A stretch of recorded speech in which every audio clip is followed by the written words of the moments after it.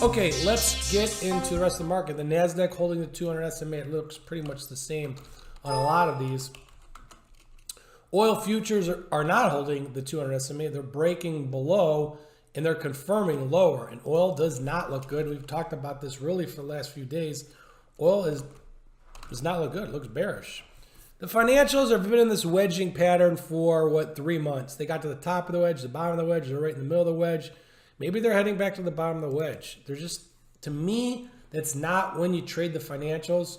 You trade them when they're leading and when there's momentum, and there's just really, when we're in a wedge pattern, it's our least favorite pattern to trade. Speaking of trading range, this IWM has been in a trading range for 3, 4, almost 4 months.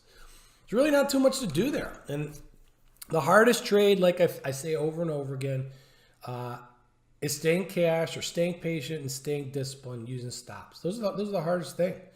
It's easy. Anybody can get a winning trade on and scale it and hold it.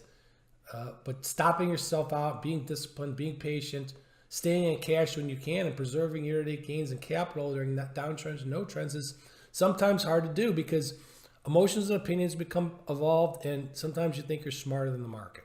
And arrogance, you have to stay even keeled because it's easy to get arrogant when you have a high odds system like we use to trade. IYT transports, you still have a head, left shoulder, right shoulder. It's coming down here. That's the right shoulder. It's sort of breaking it.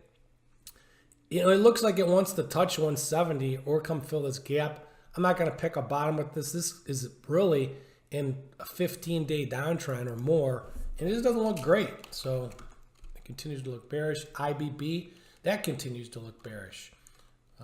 Gold, is it telling us anything? No. We've been bullish bonds since down here. Then we saw the golden cross. Then we saw, I think, TLT's in the 90% club at least 2 times over last year. And it's at a 52-week high. All I can say is our analysis worked very, very good. Our ESFL worked very, very good. And if you're long TLT or bonds of any sort, you're getting paid and you're getting paid fat. So congrats.